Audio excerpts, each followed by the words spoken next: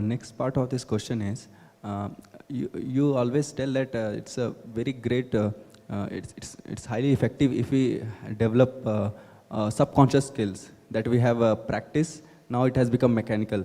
Like breathing, we don't put attention to it. We are not attentive that we are always breathing.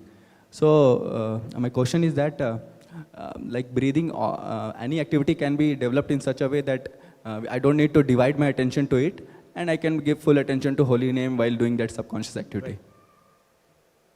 Right. You can. But doesn't mean just because something is habitual, doesn't mean you won't give your conscious mind to it. Just like every day you're eating rice, but every day you're giving attention to it. Why? Because you want to taste it. Nothing is new.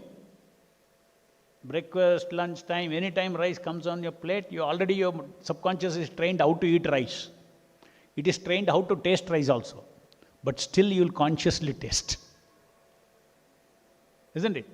Similarly, I do chanting, I do hearing, I get trained. My mind gets trained.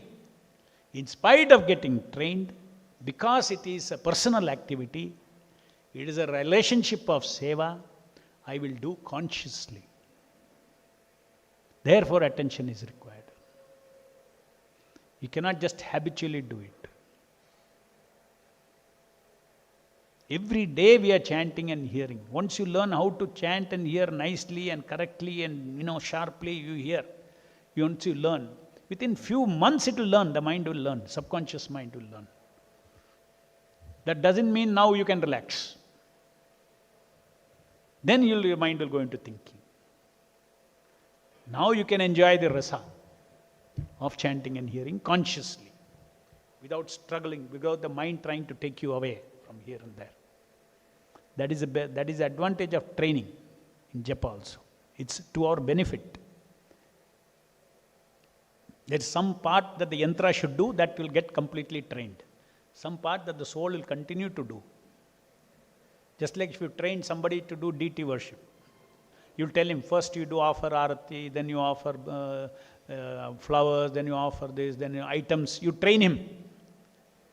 But you train him what all to offer, right? But can you train him to offer? Can you train him to offer? No. What steps, what to offer first, what not to offer first, all that you can train. The heart activity of offering, can you train? No. These are the steps. Now you offer to the Lord. Offering is a devotion. Chanting and hearing is a devotion. It's a devotional service that you offer to the Lord.